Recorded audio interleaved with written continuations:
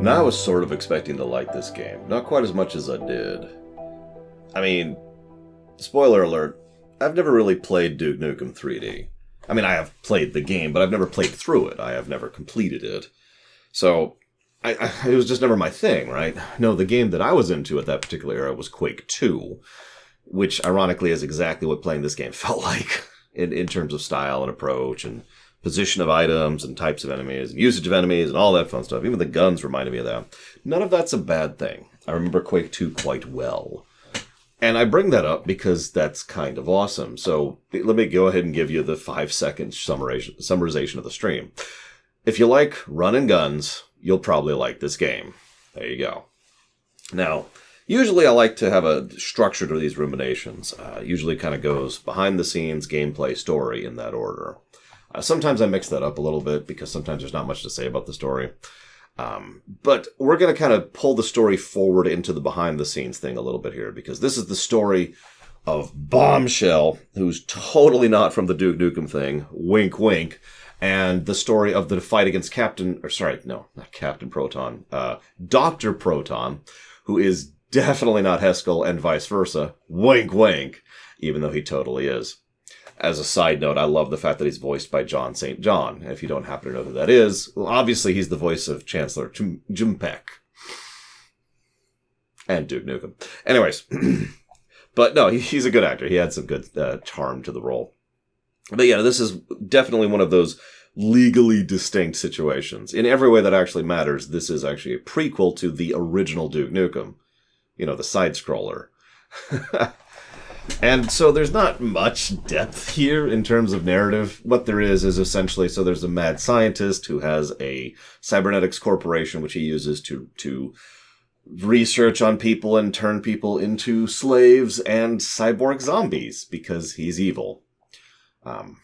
That's about as far as that goes.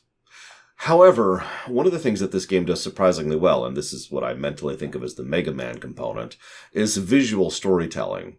You start off in this cityscape and you see all these ads, which are mostly references, but most of the stuff in the background actually gets across an idea of just how awful it is to live in this place. It is very RoboCop in several ways, or Blade Runner, to use another example. It's not pleasant. And then we move forward a little bit and we go down into the street level. We go through the corporate building, down through the depths, into the sewers, out into the countryside. There actually is a countryside, so we know it's better than Blade Runner on that front at least.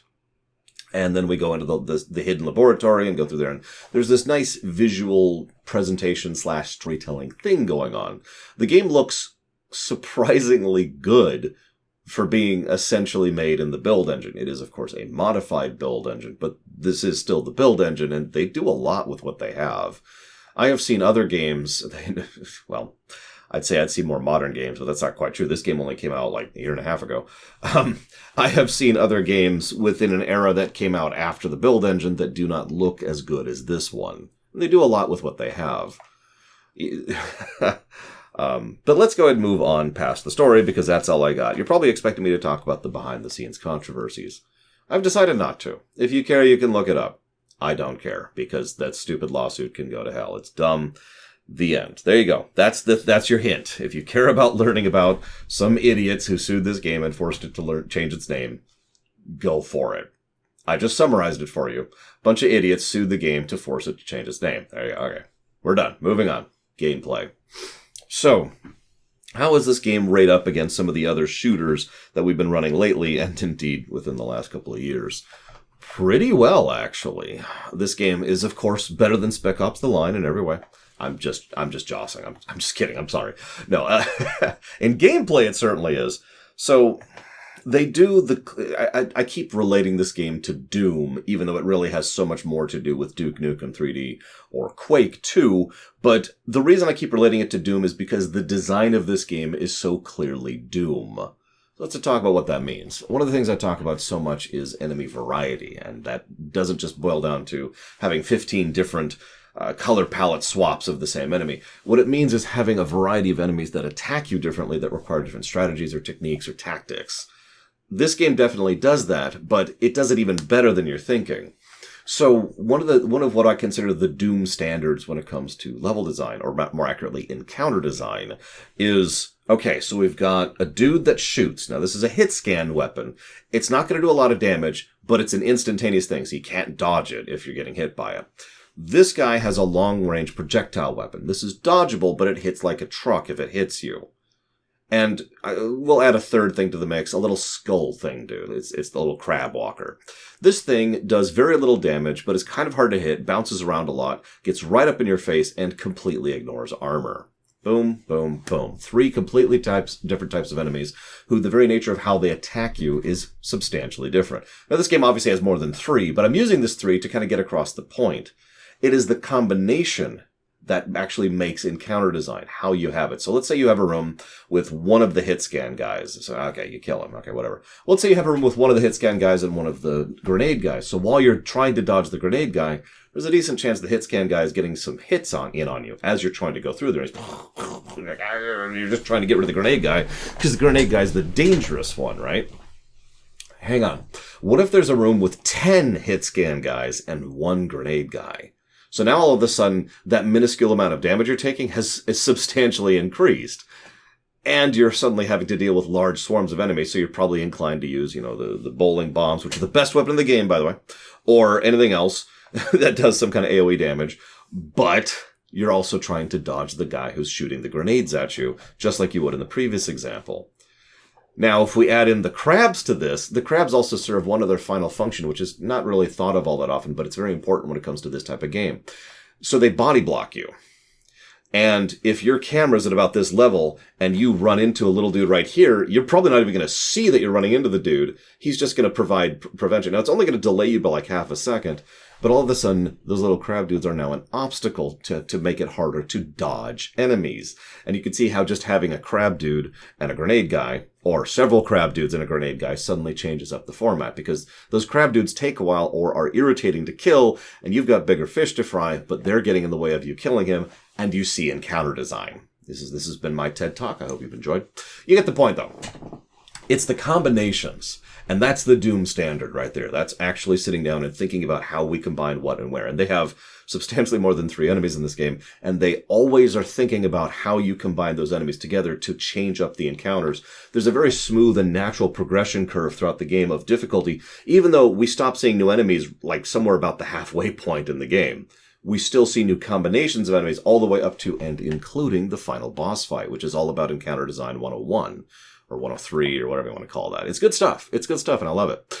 It's further helped by the fact that they usually use the level design to complement it. So I mentioned, let's go back to our 3 guys example here, right? Let's grab a drink before we start coughing on camera. So we got our 3 guys. If you're just in a big empty room, well, that changes it a little bit, doesn't it? You're probably going to be a little more berserkery. Damn it. Try not to cough here. You're going to be a little more berserkery because you've got nowhere to dodge and you've got nothing to do. So you just want them dead as quickly as possible. Now that can suck, but a good designer will use that strategically. Occasionally just have a big empty room that is designed to force you to try and charge up and deal with the enemy quickly as possible. Hang on, we can get cleverer than that. What if we have a big empty room, but towards the end is a hallway? In the hallway is the grenade guy. Along the sides of the room are the hit scan guys. They're like in little alcoves, or maybe they're up on a second floor. So now you're effectively running a gauntlet in order to deal with this. What if we add pits of acid or something here and there? It doesn't kill you instantly. It just does damage to you. And so that serves as another obstacle to be dealt with while you're dodging the grenades, while you're dodging the hit scans, and so forth and so on. I'm not going to go down the list. You see the possibilities. Level design. This is the Resident Evil thing all over again. Level design, enemy design, and encounter design all kind of combine into each other and form a wonderful whole. And I'm spending so much time talking about this because that is what this game does in spades. It is easily the game's best feature, in my opinion. It is legitimately impressive how much thought and effort they put into making sure that all these 3 mechanics always work together with each other throughout the whole game.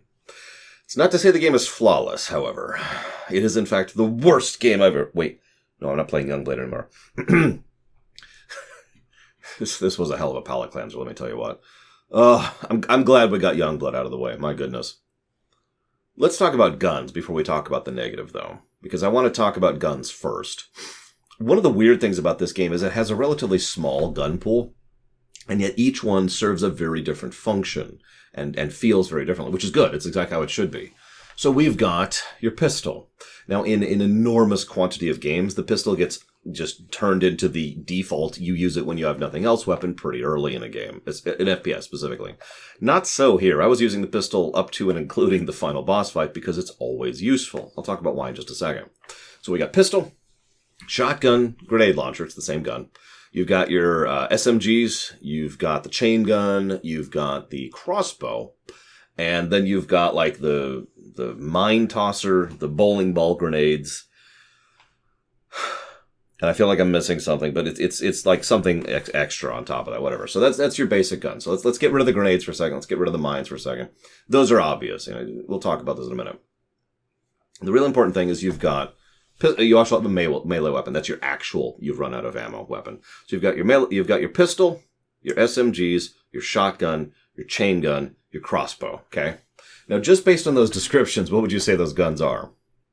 Now, the mere fact that I'm asking this proves that that's not how this works. So here's the weird thing. The pistol is the sniper rifle.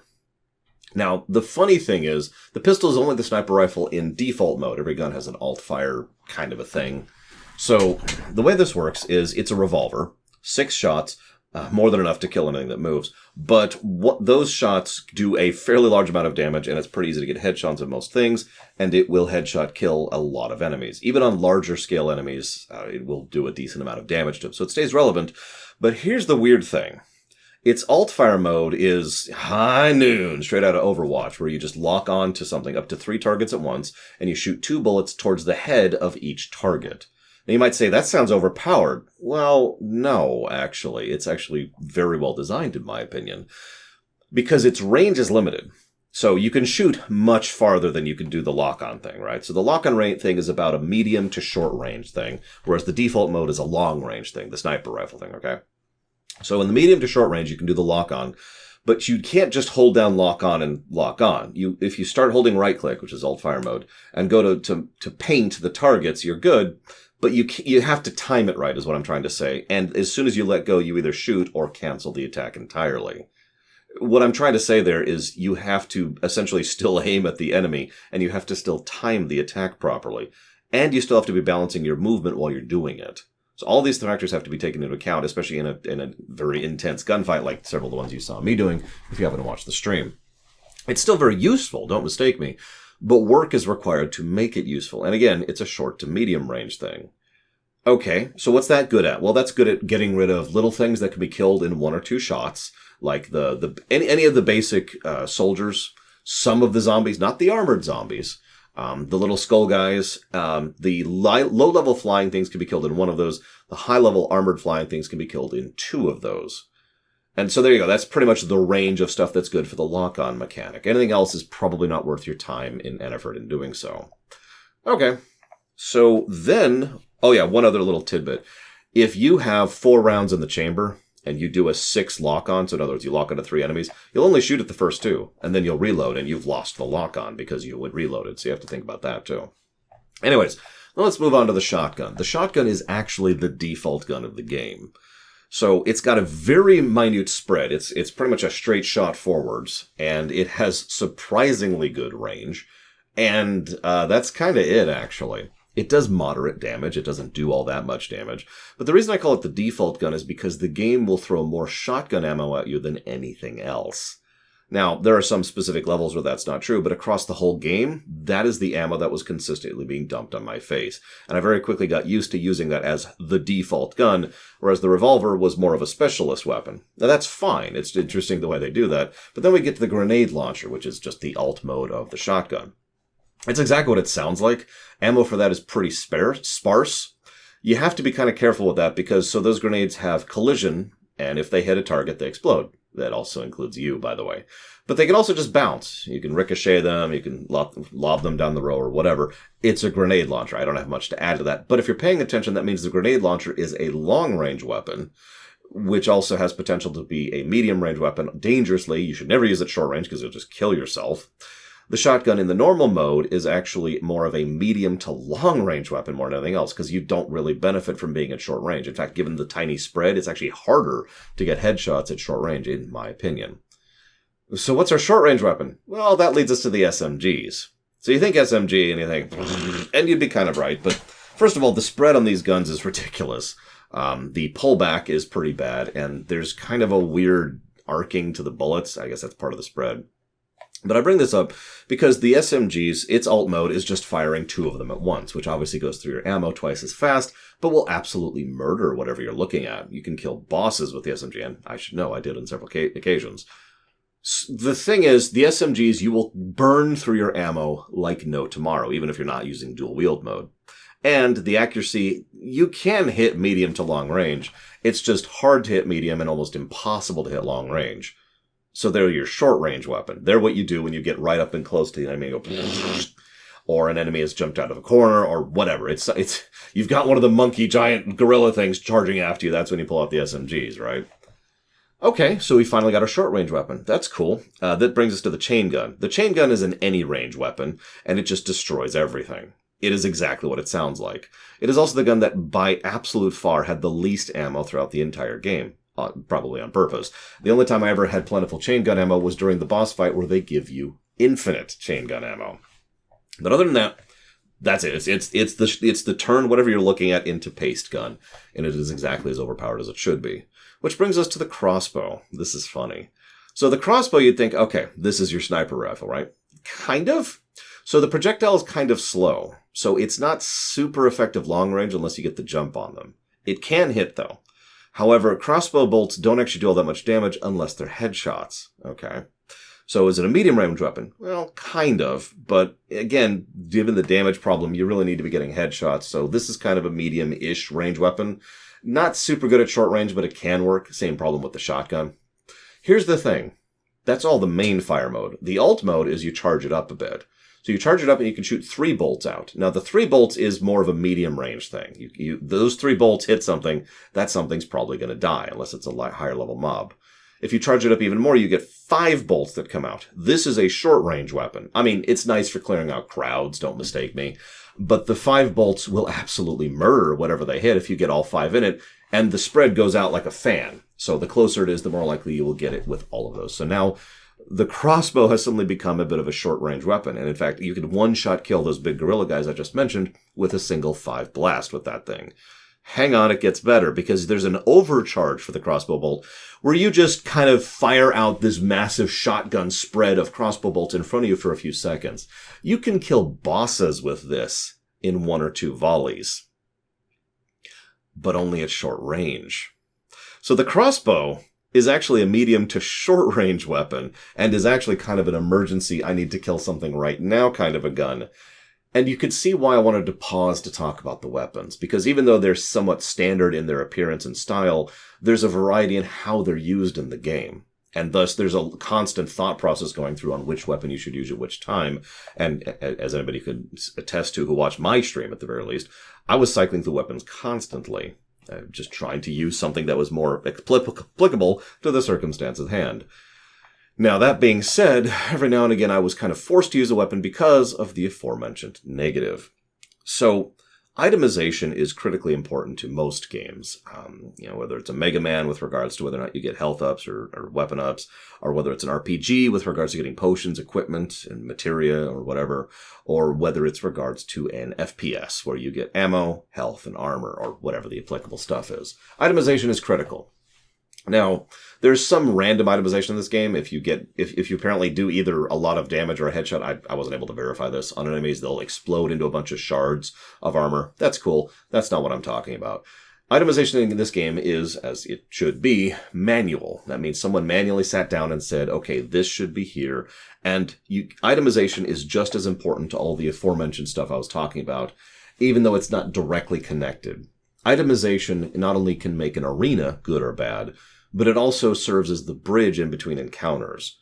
If you design this really awesome encounter and then have a section of level design where there's no items or no drops, or maybe there's no heal ups, or maybe there's no ammo ups or whatever, then you have another awesome encounter that this second encounter is simply not going to be as good because you have not designed the game and the itemization thereof in order to support the player being able to recoup and have tools to deal with the enemies, right? You get the idea. Now, you can also deliberately remove itemization as a specific choice. This is something some FPSs do, usually for one section or one stage or whatever, to try and emphasize a point or to change up the thing. But the point is, you then design the encounters around the idea that they don't have the itemization and so forth and so on. Now, for the most part, the itemization is legit. Manual placement, armor shards, health shards, the little food you can eat. Yum, yum, yum, right? Yeah, you get it. However, it slopes weird. Periodically, there's just what I call droughts in itemization, where I just do not get enough health items, and I do not get enough armor items, and I most especially do not get enough ammo of certain types, despite the types of enemies I'm encountering. Remember, each ammo type goes for a different gun, and each gun is clearly designed for a different type of encounter. And so when you're designing the encounter design, you know what kind of guns the player is likely to use, not necessarily, but likely to use, and then you can design the ammo distribution to either consider that or work alongside that. Maybe you have an encounter where, you want the player to use the shotgun a bunch, and then you have a section where there's a bunch of SMG ammo, and then you have a bunch of short-range enemies that are going to bull rush you, right? So you can see how you can design these things to help bridge and work through each other and be part of the overall flow and pacing of the game. I feel like I'm just talking about FPS 101 at this point. I apologize. I know I just am an idiot. Anyways, point being, itemization droughts then serve as a problem because, sure, you're forced to use other guns, and that can be a thing, but they kept happening periodically. And, well, there were several sections where I would get a save, die, luck my way into the encounter, and then, okay, get another save, because I was so low on everything. There were several sections where I was literally running around with 1 health, which meant that if I got hit by anything, it was over, so I had to be perfect. And it was because there just were no health ups for that section, right? Kind of. The itemization droughts, now this is my opinion based on analysis, but I think the reason for the itemization droughts in this game is entirely because the itemization was keeping into account secrets. So the idea in a game like this, if you've never played a game like this somehow, is periodically there's parts of the game where you go in and there's like this little secret area and it's got like some health ups and some armor ups and some ammo or a gun or a quad damage or whatever. You get the idea, right? This game was very much designed around secrets. In fact, the game keeps track of secrets per level and which ones you've gotten. It's very normal. The thing is, a lot of those are, I think, part of the itemization, part of the style and design of that. Which means that if you don't get those secrets, you have droughts. And you think, well, then just go get the secrets, Laura. That would require well-designed secrets. Let me explain one of the secrets to you, and I think this will get across the point. There's a section where you're going underwater, so it's kind of hard to see, and there's a section of the wall which has a bunch of seaweed on it, or plant life, or vines, or something. And if you rush up against the one part of that, so it's like this whole stretch of wall here, if you go up to this part up here, you can go through those vines because there's a hole there and you can go find a secret. Nothing indicates that. Nothing presents it. Nothing is telling you that that's there. And this is a type of secret I am very much against, personally. This is the tap E on every wall type of secret. If you've ever played a Metroid game, this is the use the X-ray in every square inch of the game type of secret. I gave Super Metroid a negative for this exact same thing because there are plenty of secrets in Super Metroid which are stupid in the way that they're presented or the way that they're designed. There's nothing that indicates they're there other than knowing it or looking it up. So I don't consider that to be good design. And in my opinion, that's actually one of the biggest flaws of the game, is it's leaning on the secrets thing and either expecting you to tap E on every single wall you walk into or to look it up. It's worth noting that I actually did look up a couple of walkthroughs on this game just out of curiosity after I'd finished it. And I noticed that every single one of them was not a walkthrough for the game itself, but for where to find all the secrets, which I think says all it needs to. Anyways. The good news is that's one of the only real flaws with the game. It's just I thought I'd mention it because it is a substantial issue with the game. There's this one boss where you have to fight 2 massive things that have chainsaws and like grenade launchers in a tiny area with no room to dodge, and that sucked. And the game's music was good. The visuals are good. There's several sections which are really awesome. Two of my favorite sections are when you have to use airflow in order to kind of navigate through an area, and there's another one where you have to use airflow and water pumps to navigate an area. Both were pretty cool. I liked that. And I like the overall progression. I like the visual distinction, except when it isn't there. It's a good game. It is an enjoyable game, and I do actually recommend it if you have never actually gotten a chance to it. Apparently they're working on a DLC or an expansion. I wasn't able to confirm or deny that, so I'm just going to leave that there as an asterisk. I hope you've enjoyed my thoughts. As always, we're going to be playing Titanfall 2 later today, so look forward to that. and I will see you next time.